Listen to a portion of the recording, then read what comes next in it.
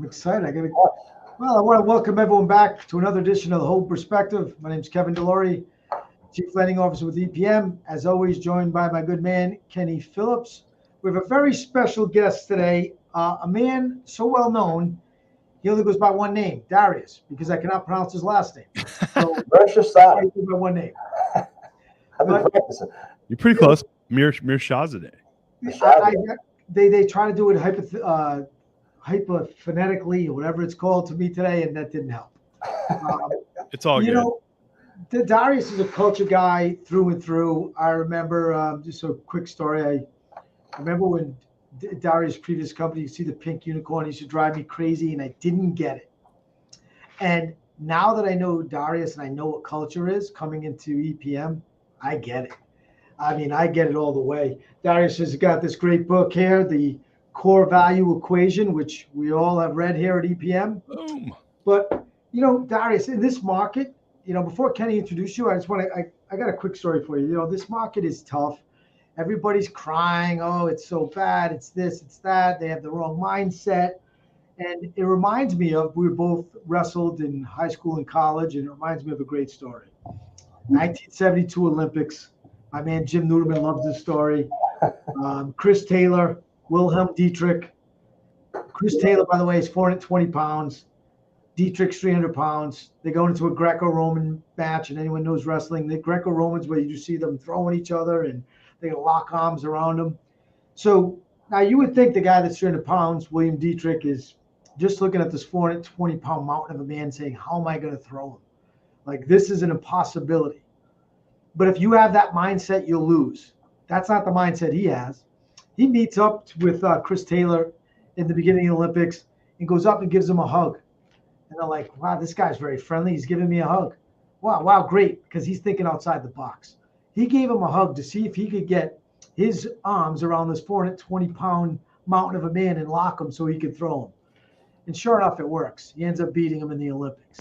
So as one wrestler to another, I know you'd appreciate that no matter how big you think the obstacle is and what you're against, if you think outside the box, you could win. It's just, you can't see it as, oh my God, look at this mountain of a man I have to beat. It's, how do I beat the man? It's the mindset, right? Yeah. So, I just thought that was a cool story. And being that we both had wrestled, that I'm like, I have a great story. I love that story, but I think in this market, it's perfect for all those people that go in and say, oh my God, am I going to beat the 420-pound man?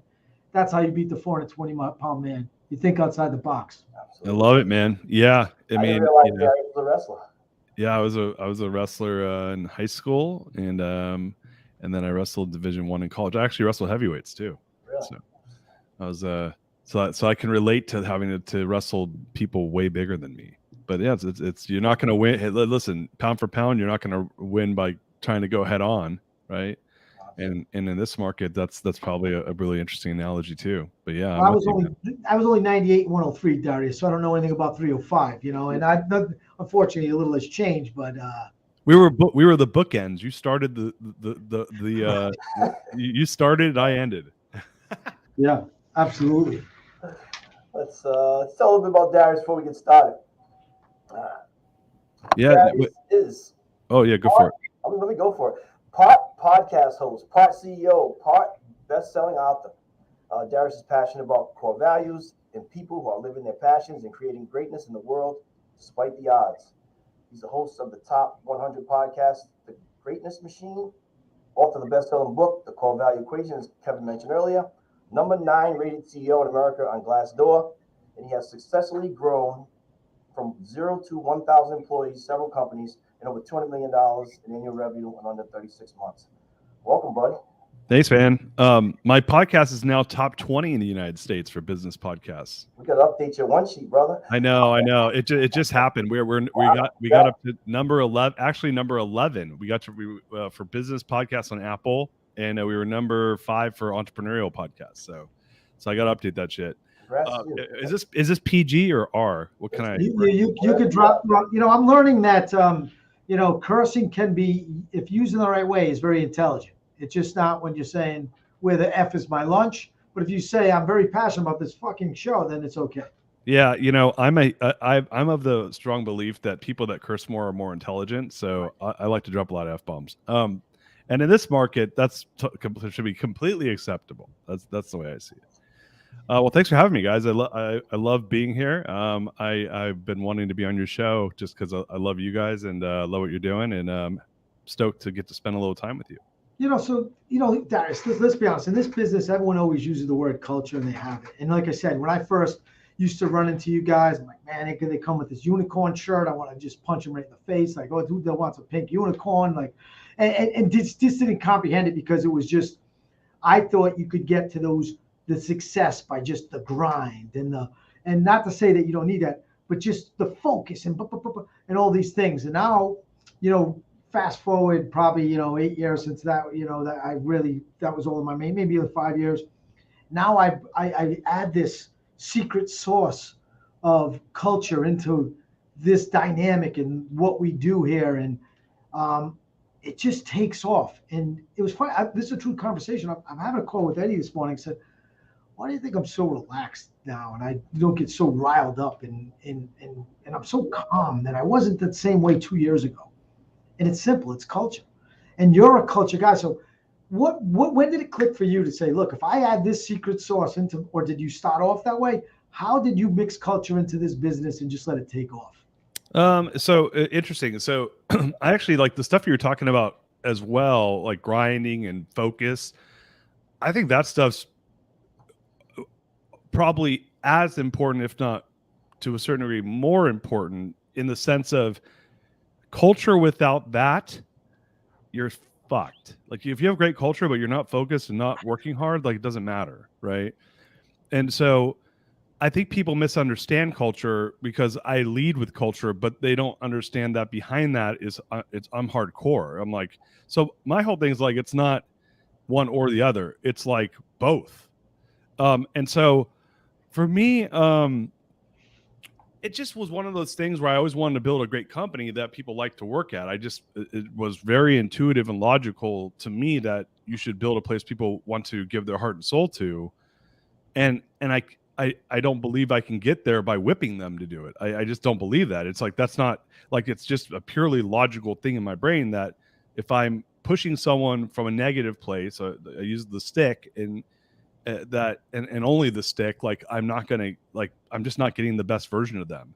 I think that there's times and places where pushing people in a more, I guess, aggressive way is appropriate. But I just think in the long run, it's not a long-term solution to build a great organization. I got introduced to, I learned everything I learned in business the hard way. Like intuitively, I knew I wanted to build a great company that people love to work at, that they would give their heart and soul to create something great. How you get there, I didn't understand.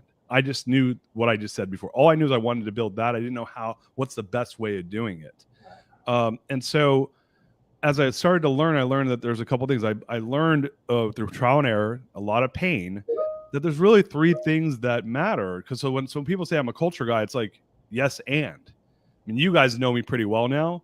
So you know that, like, yeah, I'm a culture guy until I'm not. Until I'm like what? Like, why are we doing this if we're not going to kill it and be like a great company financially, be great at executing? It's all those things, right? But everyone just looks at the pink unicorn and they think that's it. They don't realize that the pink unicorn is just a representation of something that's amazing. And it's funny, you guys, because you guys came from with Previous World, we were straight up competitors. So this is the first time I'm hearing what the perception of that was. Right. Now, what's funny is you're probably talking about seeing it at like conferences, right? So I'm going to share a story with you that you're going to appreciate because of where this was born. The pink unicorn was always there. We just weren't public about it.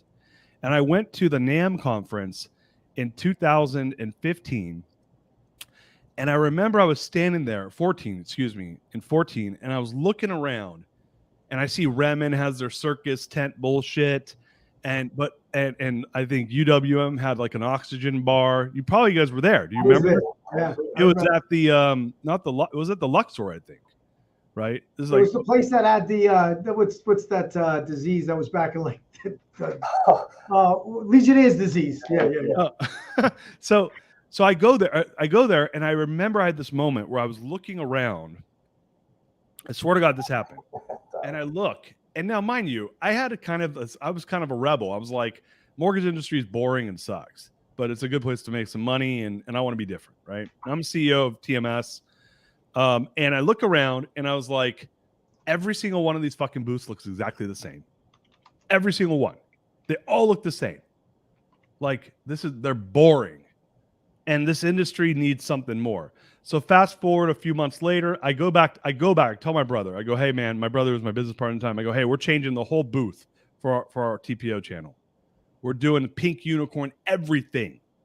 So fast forward, it's the regional at Atlantic City the next spring. 10-foot tall pink unicorn. The pink unicorn has arrived. Were you guys there? Do you remember this? Yeah, absolutely. It was like ridiculous, right? And my whole point of that was to say, like, we're different, like, and we were a different organization. And so to answer your question, it was, hey, look, this is just a representation. You can work hard, be focused, grind hard, which I consider myself a grinder, but also have fun. Because if I'm just doing those three and I'm not having fun, then that doesn't sound like a great life. Who the hell wants to work for someone that's like that? I don't. Do you guys? Nah, yeah. I had a conversation with Darius yesterday. I'll tell you, you're 100% right. There's that line, is the grind, and then there's the culture. And sometimes this one goes further this way. Sometimes I need to flex this muscle.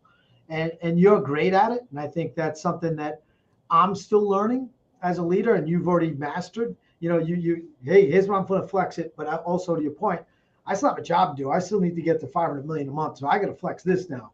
But not going to forget about this, because it makes everyone a lot more, makes the job more enjoyable to come to work every day when you have both of them going together, rather than just, to your point, leading with the stick. Yeah, I'll say this, man, and so anyone who's a sports fan, I was an athlete growing up, so we kind of talked a little bit about that. Listen, man, as especially wrestling. Wrestling's a really interesting sport because it's a sport where you get your ass kicked, like not like kinda, legitimately someone beats you up, like they grab you, slam you on your head, and like there's a thing called a crossface, which is when you punch someone in the face. It's a move in wrestling where you punch someone in the face, and it's actual move.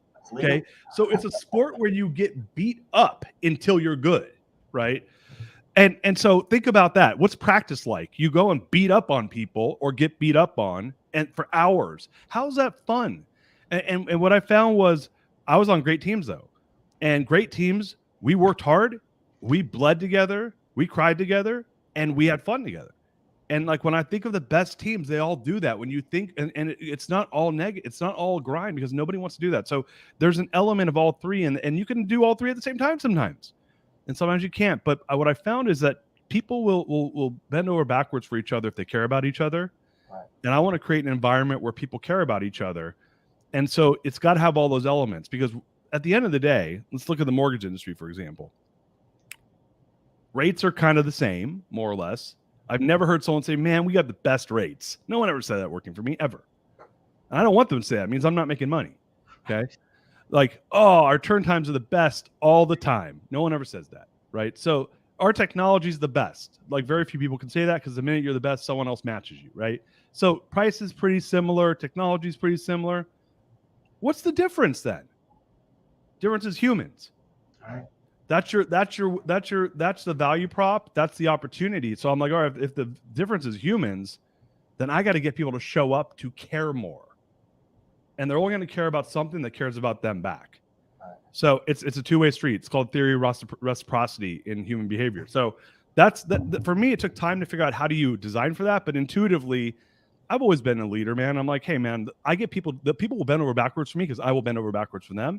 And they like me because I love them.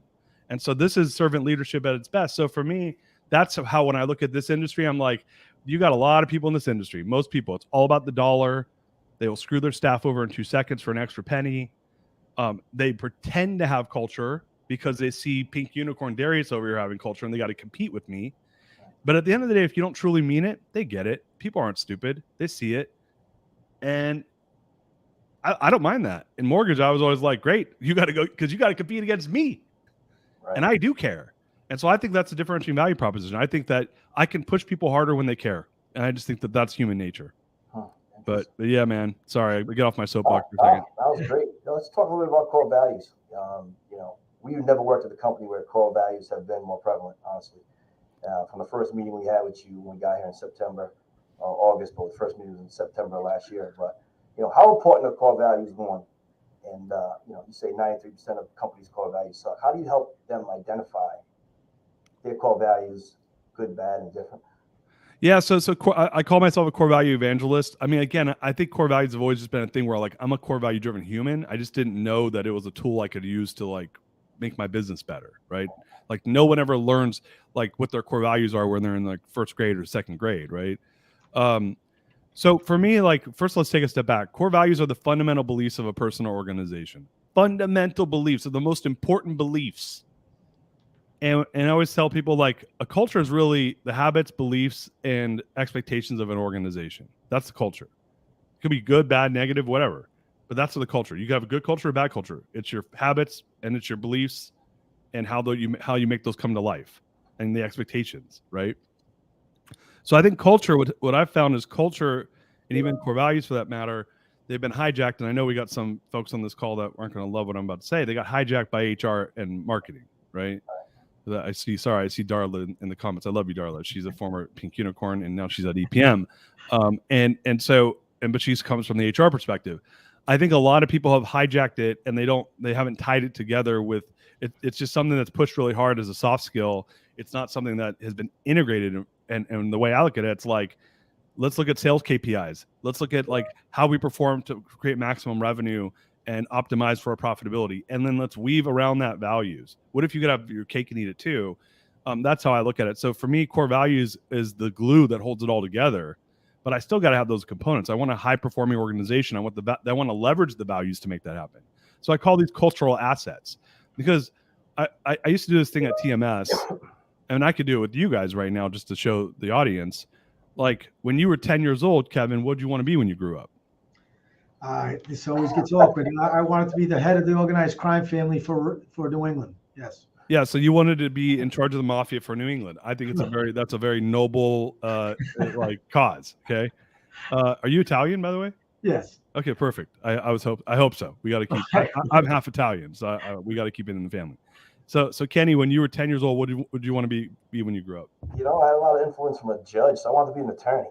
Okay, so you would have been prosecuting Kevin. Right. Absolutely. I think we're gonna have the mafia. I don't think that would have fit.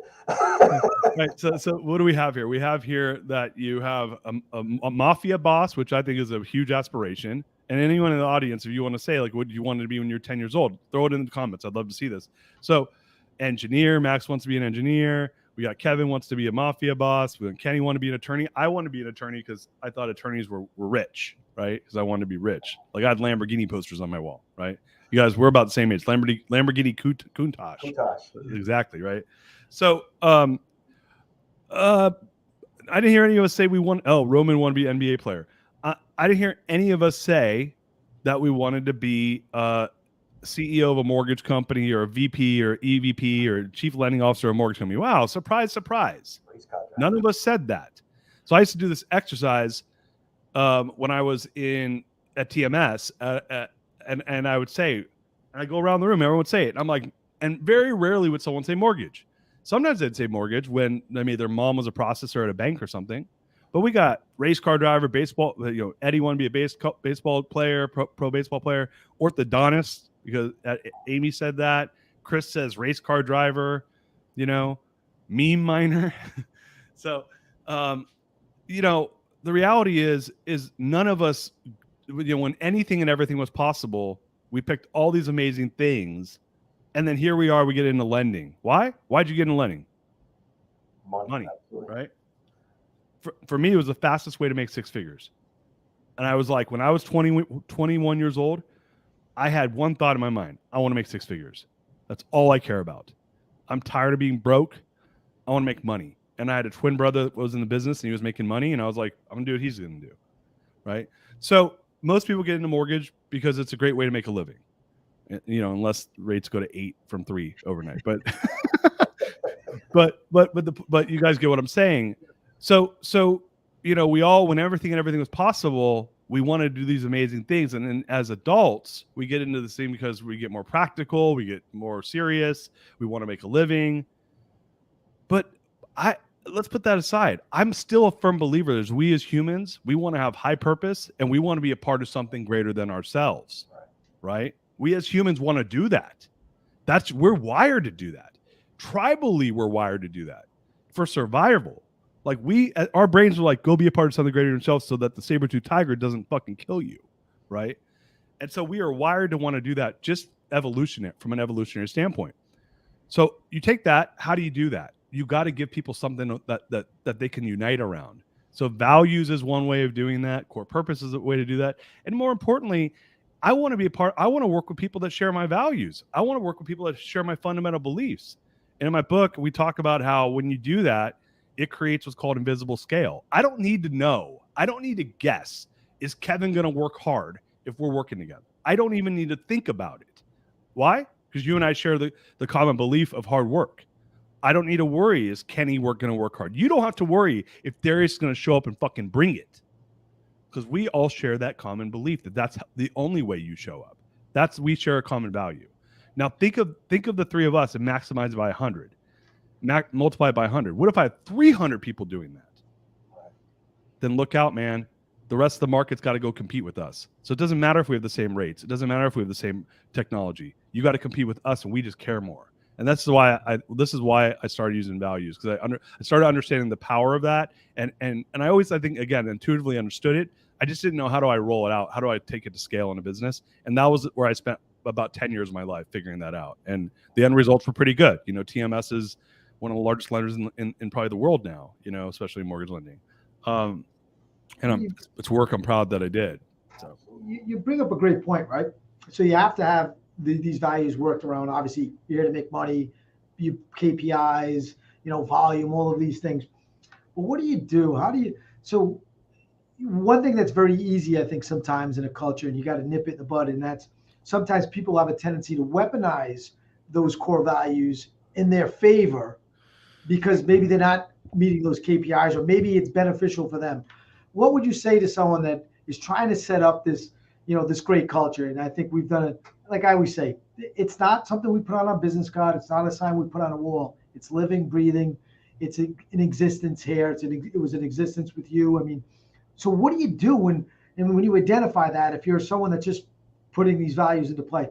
How do you correct that behavior before it gets out of control of someone weaponizing your core values? Well, look, I think part of it's like, are the core values designed to protect against that? Which at EPM they are. I was involved with the creation in certain parts. So are they designed to protect against weaponization? So I'll give an example. If an organization says our core value is integrity, but you don't say what that looks like at the company that you're at, then it's ambiguous.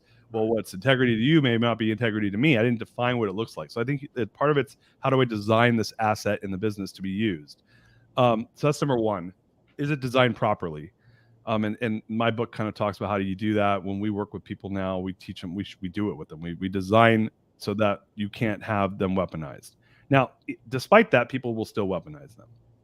I had this experience once. You guys will appreciate this. How I learned what I'm about to say was I rebuilt my core values in 2008, which was a really interesting time to rebuild core values, because the 07, my business basically got imploded, right? My first company, Twin Capital Mortgage. And I had 4 values: do work, live zen, break the box, wow everyone. Those were our 4 core values. Do work was work our asses off. Live zen was do the right thing.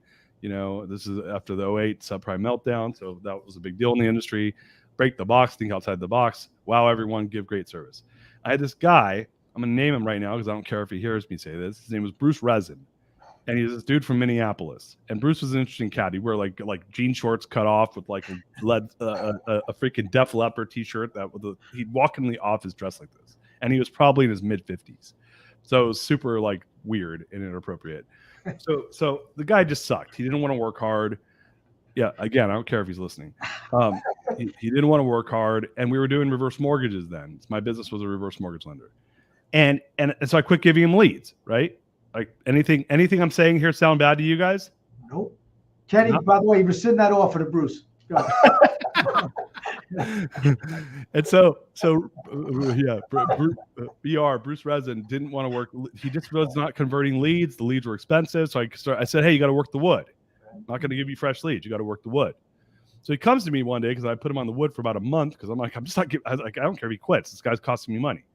And I said, and he says, Darius, you're not living Zen by not giving me leads. This is a real example. It's in my book too. I talk about this in the book. I don't think I named the name in the book, but this is what happened. Bruce weaponized Live Zen against me. And I said, well, Bruce, if you would do work and wow everyone, I would live Zen and give you leads, but you're not doing the other two.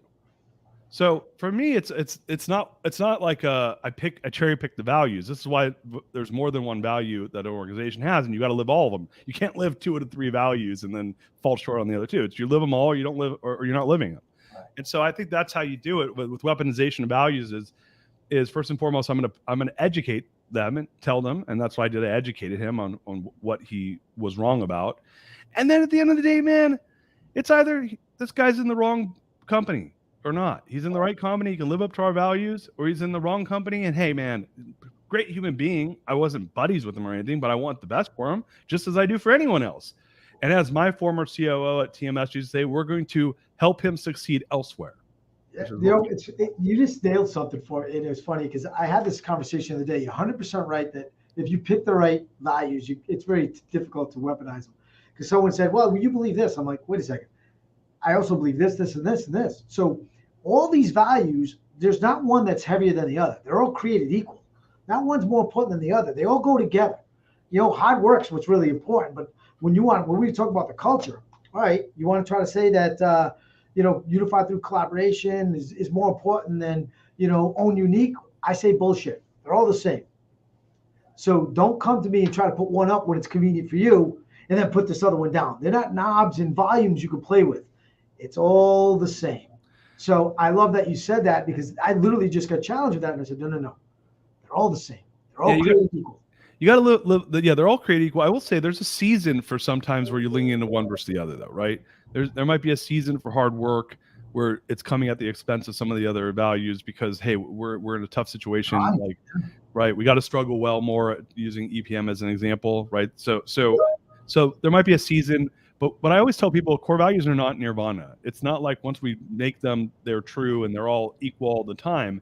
It's that you got to fight to make them true. And what I mean by that is maybe struggle well is what's we needed at the moment, and it's going to come a little bit at the expense of the other stuff. But then we got to fight to make the other one true again, right? So because we're a little off kilter, because life is not a straight line. It's bumpy.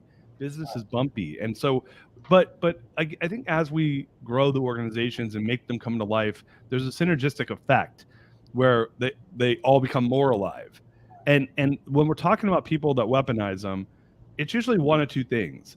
It's number one is they don't understand them, and that just is an education process. That's a leadership process where I'm going to lead them and show them and teach them, and then they learn and they go, oh, I get it now, right? And number two is they don't live the values, and in that case, there's the fucking door. Right. And let me help you. I'll show you how to turn the knob. To that point, Darius, though, as companies grow and personnel changes, right?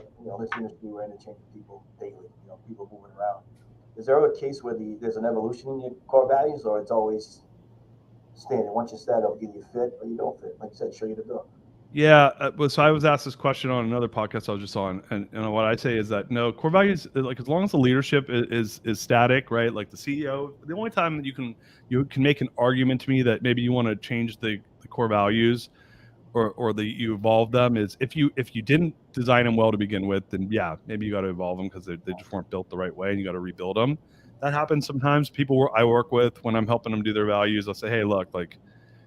These are cool, but they're not going to do what you want them to do, which is to become I say that core values have the opportunity to become the language of accountability in the organization, right? They're what we hold ourselves accountable to. They're how we talk in the organization. We use this language. And so if they're not designed to do that, then yeah, you got to evolve them and make them designed to do that if you want to really have a core value driven organization. Secondly, though, the only other time you could change them is if, let's say, private equity buys the company and there's a new CEO, a new leadership, new board, and because maybe they're not aligned with the past values. Besides that, no, man. One of the rules in the book that we talk about in the core value equation, which is the book, is we say the 100-year rule. When I build values, I test against, are these going to be just as relevant 100 years from now as they are today? And if they're not, that's a design issue. They're not designed to be viral and sticky. They're not designed for the long run. I have a mentor that calls it long-termism. Are they built for the long term? And if they're not, then they're not built well. We got to rebuild them. I don't want to have to rebuild them every few years. You know, it's like a house. Do you want to have to tear down your house and rebuild it every 6 years? No, that's silly. You wouldn't do that. Values are the foundation. They're what we stand everything on top of. Like, are you going to go redo your foundation? Only if it's broken. Right. And so that's kind of the quick answer I would give. Like, you're a coach, you're an advisor, right? So in that circumstance, if you had someone on your executive team, you know, you ran a large company for many years, and that you didn't feel it was living the core values, is that a conversation? Is that a reminder? How do you tell someone who runs a company, how do they, you know, push those core values to the forefront for that individual? Yeah, look, like we talk about in the book, how do you bring them to life? And we do this at EPM, right? We test our values every quarter, like where you as a leadership team discuss it. So they're going to be alive no matter what. What you're talking about, at least what I just heard you say, is, are people violating them at a high level? And so, as you guys have heard me say many times, I'll say it right now for the audience, is with the leadership goes the organization, right? So if I have a leader that's breaching the values, which is going to happen, it happens in every organization. It just can't be the CEO, or else you got a big problem. And so when you have people violating the values, my answer is real simple. It depends on how deep of a breach it is, right? There's a difference between like shoplifting and murdering someone, right? People make mistakes. Sometimes it's a learning lesson, and sometimes you take them out and put them with the firing squad, right? So if it's correct, if I could correct it, I go, hey, look, I get this. I see what you did here. I think you're not fully understanding what we're all about. That's in breach of our values. It might be an educational moment. My red flags are up now. I'm like, yeah, that's not good. Well, especially at higher level hires, like, they're hard to find. They have a lot of influence. They probably have a lot of people that like them. Like, I'm not just going to say, hey, you can't be here. Depending, if it's a heavy breach, my brain's like, fortify the situation, or send in the army. I got the freaking Navy SEALs, like, with snipers on the building. I'm out there recruiting for their replacement. They don't even know about it. And then they're just going to take a headshot before they know it. So yeah. But listen, you are dropping. It's funny. I get text left and right over here that you guys are just dropping some serious stuff today. But before I let Kenny ask the final question, I want to say something just from a personal level. So when I came to EPM, and I thought, wow, this culture, man, they're like a cult. Now it's funny because where I left, all I wanted was culture, and I would say culture, and you thought, like I said, we got a whiteboard, we're writing what culture is. I came in, it's already happening. It's living, it's breathing. You have ECPs, you wins for the day. It's just a whole different dynamic. And there's a lot to be said of what you help create alongside Eddie. And, the fact that, you make us set goals and you make us push. I've read more books, and I tell everyone this, in the last year than I did in the last 25 years. Not even close. I asked Eddie, and I had a conversation this morning. I said, why am I so much calmer? You know why I'm so much calmer? Because I keep reading. I just keep picking up book after book, and I just keep reading. I listen to books. I read books, and I'm learning more about myself. I'm learning more about culture. And now I can't imagine working without culture ever. So any company that's out there and struggling in this market, and you don't have culture, and you're in this environment, you're poomed. You're done. Like, forget about hedging all this other shit. You need culture to hold up your whole team, so you're all unified and you're all moving forward. And I think that's why others aren't setting records and we are. It all comes back. You're right, 100% hard work. I'm here at 6. This morning I was here at 6:30 doing cock-a-doodle-doo to Phil at 6:30, waking him out of bed, right? Because I'm ready to go. I was up at 4 in the morning. I already worked out. I want to kick some ass. But it's not just that. I do that. I get out of bed to come here every day because of the culture. So when I used to look at the pink unicorn and say, I want to smash that guy in the teeth with the pink unicorn t-shirt, what kind of clown would wear that shirt? I get it now. Give me that pink unicorn t-shirt, I'd wear it. So that says a lot about you, Darius. I don't think we've had conversation. I don't ever think I've told you how much, your work with EPM has meant to me, and about pushing me to be better as a leader, push me better, not just as a leader, as a person, in reading the books you've given me to read so I can be a better dad. You actually helped me have a breakthrough. This is, I'll share with the audience. I had this real block in my head that I haven't been a good dad because I spend so much time in the office and I'm traveling so much. And when I get home, I'm burnt out, and I have a 6-year-old that, a little girl that everything's daddy, daddy, daddy. And I went to strategic, just beating myself up over the whole day, with Darius talking about culture and pulling things out of me. By the time I left, I had answered my own question. I'm doing a damn good job. I can do a little better in certain areas, Sure. but I'm giving her everything she needs. So all of this sacrifice I'm doing is for the main reason is for Brooklyn. And I left there feeling so much better. And I came home, and since then been so much more attentive. The last 3 days I've been sleeping on the hardwood floor next to my daughter's bed to get her to sleep in her own bed. So, I want to thank you for that. I know, Kim, we have our final question we asked, but I just wanted a minute to say thank you, because since that strategic to now, we have our next strategic a month away. So much has changed in my life, and it's all just, it's you giving me these drops, and now the glass is, almost full to the top, and I'm excited for a month from now what else gets added to that glass. Awesome. Just don't try to roofie me at the bar if you see. Yeah, you watch. Yeah. I am known for some roofing. Just you paint your fingernails. You could test it to make sure there's no roofing in your room. Okay. I'll say this. Like, first of all, it's a real pleasure to work with you, Kevin, and with Kenny. But I'm going to give credit where credit's due. This is Eddie deserves a shit ton of credit. Absolutely. Right. Like because like anything, I get to work with you guys because I love work. You guys are amazing to work with, but it's because you have a CEO like Eddie that really gives a shit about all this stuff, that allows for me to show up and be like, hey, we're fully aligned with how we see how do you build an organization. That's not the case with every company out there. They have, they know better. They don't see it this way. There's different ways to skin a cat. But I do think that, because you guys have such a strong CEO that really understands and believes and is humble and curious about how can I build the best company out there, because that's the way I showed up when I was CEO. I'm like, I want to build the best company. I want to build a world-class company. I want to build the best company out there. And I know that that's always an evolving question you have to ask yourself. And I think that, and so I'll tell you this, just from me working with EPM, working with Eddie, I'm the same way, man. I read 26 books this year. That's 100% Eddie Perez motivating me to do that. Like, and I'm coaching Eddie, like, but I'm getting like, dude, I'm going for 30 now. Right. But so it's dude, like, I get a lot from working with you guys, but I'll say that if you guys didn't have a CEO that you have, that a lot of this stuff couldn't come true, because the leadership at the top has to firmly believe in this stuff too. And when you have that, it allows to create this like badass culture that you guys are building at EPM. Without that, it's a half step, and you're seeing the difference. Like, you guys are leading right now. You're crushing it because you guys you're firing on all cylinders, and it's not one. It's not just the culture. It's not just the execution. It's not just, leadership development. It's all together, man. So you guys, I want to give you guys credit, because I can't help you if you're not open to being better. And when you are, it makes my job a hell of a lot better. So I appreciate you guys.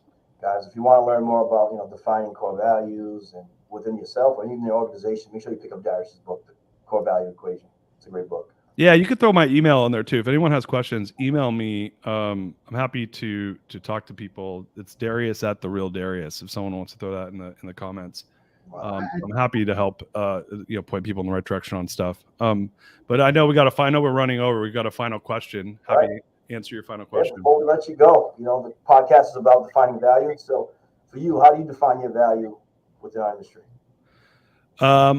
How do I define my values, or my value in the mortgage industry? The value. Yeah. Look, like, so I have 6 core values. My number 1's happiness. My number 2 is love. My number 3 is passion. But they all I name them. It's kind of like how EPM has named theirs. So So heart is happiness. Bezos is love. Eye of the tiger is passion. Cinco is curiosity. It stands for what, where, who, when, and why. Boom is creative, like it's like an explosion. And then the last is balance, and I call that movie night. That's me. That's one of my favorite nights I have with my family.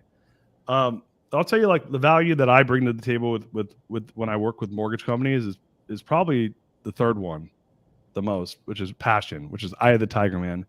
It's for me. I used to do this thing when I was CEO of my first company where I'd park my car, and dude, it was like walking through the tunnel to get on the field to go fucking crush, like playing football. And so, like, when I show up to work with teams that I feel excited about, I have that same mentality. It's passion, it's showing up, it's getting after it, it's that warrior spirit. So for me, I feel like I create value by helping level up leaders, teaching them the shit that I learned over many, many years of what are the best practices to level up. And all I'm doing is standing on the shoulder of a bunch of badasses that taught me stuff, you know. But I came in there with my fourth core value, curiosity. I'm always curious. How can I be better? Like, I will be a better version of myself tomorrow than I was today. And I will make that happen because I'm curious on how I can do it. And that's just a lifelong goal, you know. But yeah, I think by me being curious and showing up and being passionate, I think that emanates a lot of value. And at the end of the day, I just want people, you know, I want to be a part of something greater than myself. So when I see EPM, you know, it's a little different than when I ran my own companies, but it's like, man, I'm all in. I'm like, how can I make you guys one of the best companies, if not the best company in the industry? And I'm gonna contribute. I'm gonna leave it all on the field, and we're gonna bleed together and make it happen. So that's where I'm at. You know, lions know lions, right? You guys can smell it, a lion a mile away. And it's funny, you're so much, you know, you talk about, you know, your desire to win and coming in. It's so funny because yesterday, Eddie, I had a conversation the night before, and I gave him a video in the morning. He calls me, you got me fired up. I said, you just got me fired up saying I'm fired up. Before you know it, it's just infectious when you have those type of people around each other. And when you come in the room, it's no different, right? I some days I get nervous because I never want to get called out for a word salad. Anyone that's ever talked to Darius, if you get called out for a word salad, you might as well just never talk to him again. It's the scarlet letter of all scarlet letters. That's the bullshit. Get to the point. I think I might get a T-shirt made up. Actually, you would throw them out this time for the strategic. If anyone says it, they get a salad, the word salad shirt. It'll be a bowl with some greens on it. Right. I'm done. I'm getting. But you know, listen. I think I really appreciate it. I know EPM appreciates it. We're in we're in the trenches right now. It's wartime, and we're succeeding because of the things that, you know, we have some great advisors on this team, you being one of them, and it's really taken us to the next level. And, you know, Eddie refers to you as the wartime advisor, and I think that's says a lot about you, and that's, you know, you should wear that as a badge of honor. But, you know, as always, I want to thank everyone for tuning in to the whole perspective. I'll give a little shout out to one leader we did forget, Phil Mancuso. Choo, Phil, if you're listening, coming at you like a freight train. He's a very different cat. If you haven't caught him, you better check out Loser's Lunch on Mondays. But you know, thank you as always, Darius, for all you do for you know, the organization, for the mortgage community. I will wear a pink unicorn shirt now next time I see you because I believe in it and I know why you did it. You know, and as always, check out us on Empower Brokers community on the Facebook group. You can always email Kenny and myself directly at kDeLory@epm.net, kphillips@epm.net. We're always here to answer any questions, to share our culture, what, you know, works for us, and hopefully it can help you grow your team and grow your your culture. This is all about community right now. Nobody wants to see another wholesale lender go out of business. No one wants to see another broker go out of business. It's all about us all circling arm in arm in this community. Doesn't matter what organization you belong to. We're all wholesale. We can all come out of this stronger than we got into it, and really kick ass. But it's back to that story that I told in the beginning. Don't look at it as, oh my God, this is impossible. Look at it as, what can I do different tomorrow I'm not doing today to beat this? And you know, it's everything Darius talked about, having those values, believing in them, and running with them.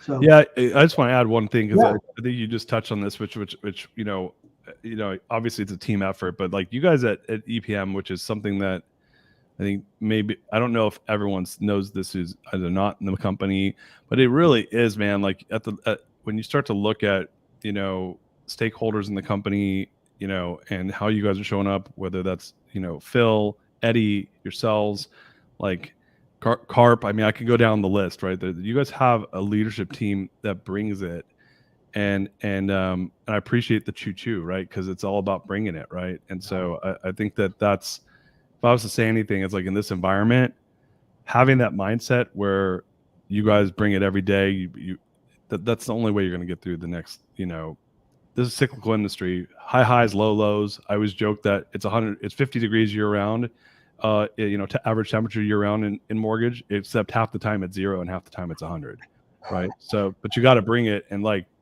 choo choo, baby. That's it. There you Thank go. you so much, Darius. Kenny, thanks as always, buddy. All right. Thanks, guys.